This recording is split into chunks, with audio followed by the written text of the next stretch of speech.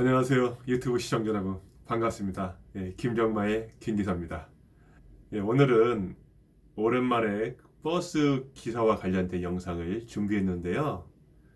어, 버스 기사들이 어떠한 상황이 되면 사고가 나고 또 사고 이후에는 어떠한 것들이 있는지 한번 알아보는 시간을 갖도록 하겠습니다.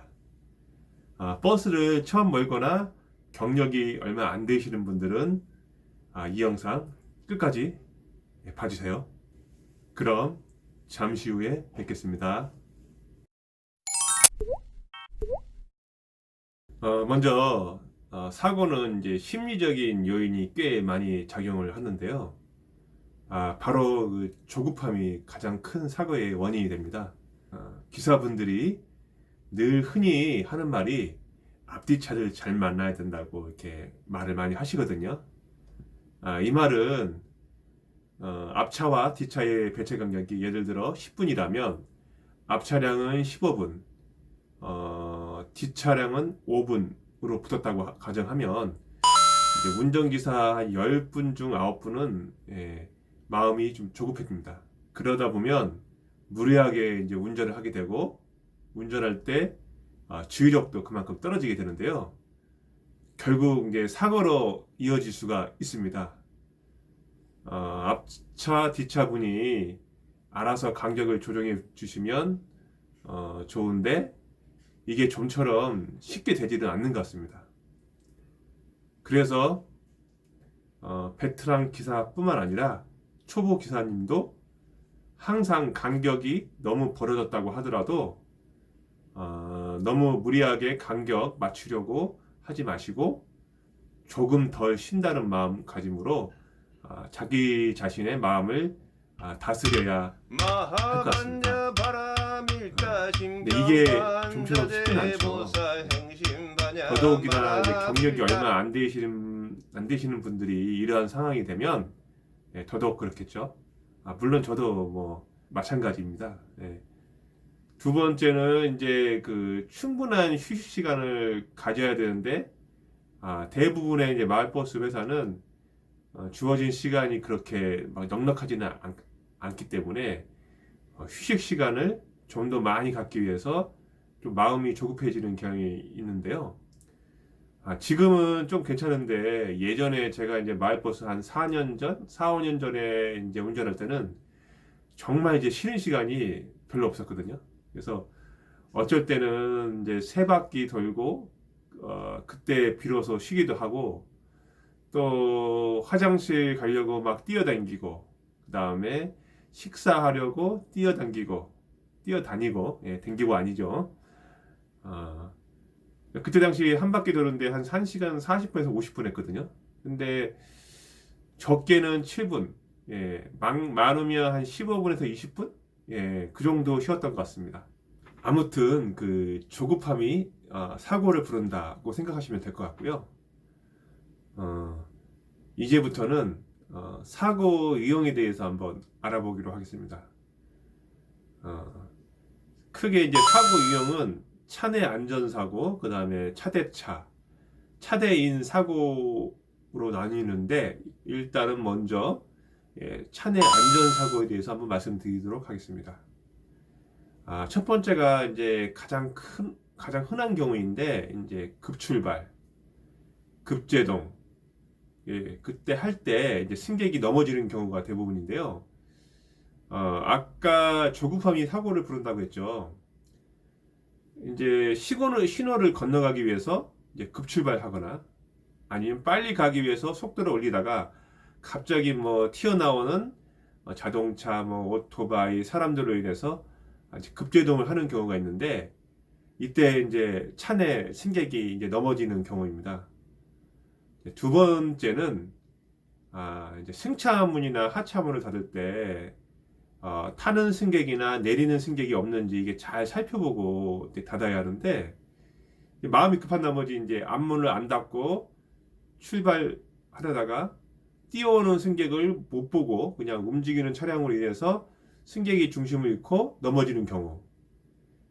요새 나오는 이제 신차들은 대부분 이제 문을 닫지 않으면 출발을 할 수가 없는데 이제 구형 버스들은 이제 문을 닫지 않아도 출발할 수 있기 때문에 정말 주의해야 합니다. 또 이제 하차하시는 경우 이제 젊으신 분들은 빨리 내리시는데 노인분들이나 아니면 좀 신체가 좀 불편하신 분들은 이제 조금 늦게 내리시는데 다 내리지도 않았는데 그냥 다 내렸겠지 하는 마음에 출발하시는 경우 넘어지는 경우가 많이 일어나는 것 같습니다. 그 다음 세 번째. 세 번째도 이제 엄청 신경을 많이 쓰셔야 하는 부분인데요.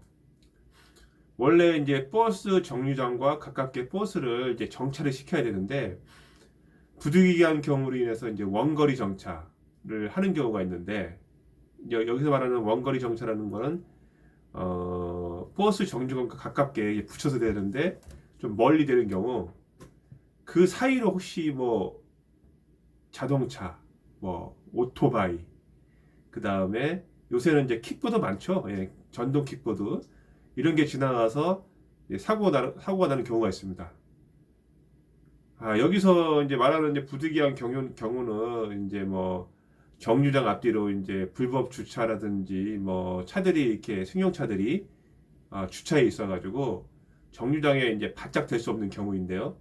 이때 꼭 좌우 사이드 미러로 자동차나 오토바이, 전동 킥보드 등이 오는지 안 오는지 잘 체크하셔서 하차문을 여셔야 합니다. 네 번째는 이제 정말 흔하지 않는 경우인데 이건 제가 이제 동료 기사분께 들은 얘기인데요. 방지턱 아시죠? 이제 방지턱을 다른 말로 뭐 요철이라고도 하는데 가속을 방지하기 위해서 만든 방지턱이 요거로 이제 공사를 했던 모양이에요. 근데 공사하다가 그 노란색, 흰색, 노란색, 흰색 이렇게 페인트 칠을 하지 않습니까? 근데 그거를 안 해놨어요. 근데 그 사실을 모른 채 그 다음날 첫 운행을 하시다가 요초를 못 보시고 감속을 못해서 승객이 차내에서 넘어지는 경우가 있었습니다. 그래서 정말 어처구니가 없는 사고였는데요. 자, 이렇게 해서 사고 나는 경우도 많아요. 그렇고 이제 지금부터는 차대차 사고에 대해서 한번 말씀해 드리겠습니다. 첫 번째, 차로를 변경하다 이제 일어난 사고. 이거 가장 흔한 사고인데요. 서로 양보하면 이제 사고가 안 나는데 버스 기사는 양보하는 줄 알고 차로 변경했는데 뒤에서 오는 승용차가 가속을 해가지고 사고가 나는 경우, 아니면 버스 운전기사가 승용차를 못 보거나 마음이 조급해서 차로 변경하다가 이제 사고 나는 경우가 있는데요. 이런 경우는 사실 버스 운전 오래 하신 분들 같은 경우에는 이제 차로 변경 사고가 잘 나지 않거든요. 근데 이 경험이 없다든가 이런 초보 기사분들이 좀 사고가 많이 나는 것 같아요. 두 번째는 안전거리 미확보로 사고 나는 경우인데요.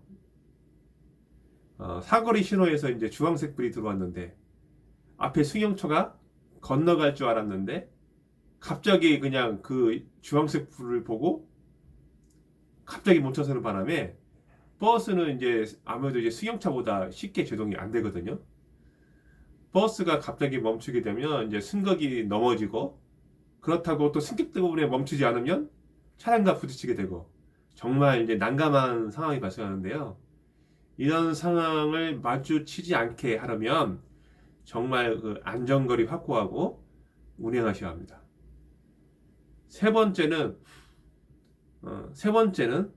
사거리 바로 전에 버스 정류장이 있는 경우, 이제 버스가 이제 정차하고 있는데 우회전하는 차량이 뒤따라 오는 경우, 이걸 이제 자기는 우회전해야 되는데 버스 가로막고 있으니까 좌측으로 차선 변경하고, 그 다음에 버스 앞에서 다시 우측으로 차선 변경하는 경우가 있어요.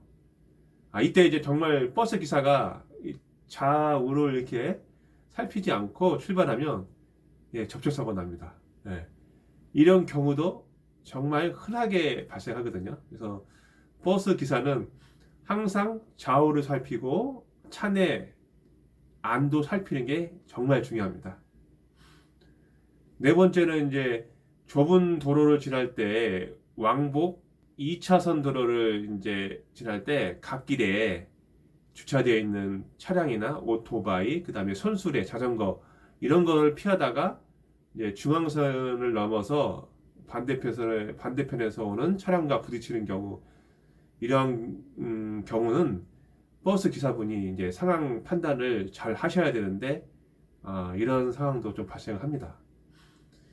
이제 마지막으로 이제 그 차대인 사고에 대해서 말씀드리도록 하겠습니다. 버스가 사람을 치는 경우인데요. 이건 정말 조심하셔야 합니다. 예. 버스 운행하시다 보면 이제 횡단보도 신호가 들어오는 경우가 있죠. 근데 자주 지나시다 보면 언제쯤 신호가 바뀌는지 들어오는지 잘 아시는데, 이제 이때 횡단보도 신호가 들어올 것 같다고 생각이 드시면 천천히 지나가셔야 하는데, 신호가 바뀌었는데 불구하고 그냥 빨리 지나가시다가 사고가 나는 경우입니다.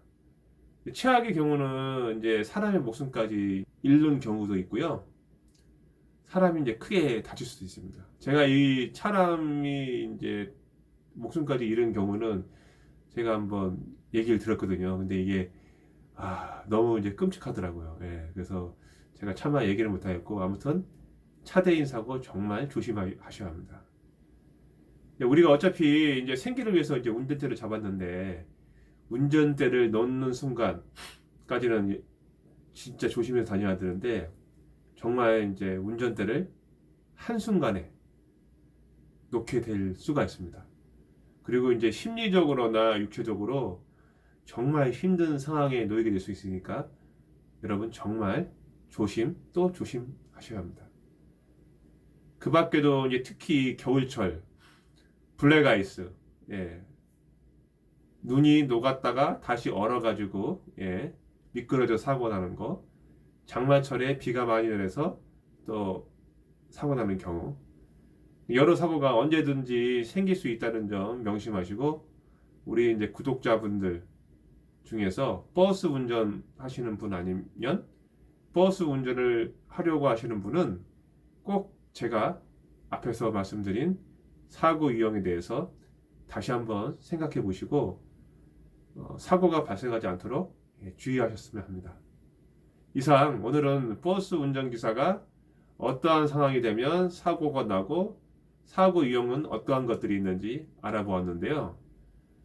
내용이 좋고 괜찮고 유익하셨다면 구독과 좋아요, 알림 설정 부탁드리겠습니다. 김기사의 정보마당 시청해 주셔서 감사하고, 혹시 이제 뭐 궁금하신 내용이 있으시면 댓글을 남겨주시면 여러분께 빠른 시일 내에 답변을 드릴 수 있도록 노력하겠습니다. 감사합니다. 다음에 다시 만나요.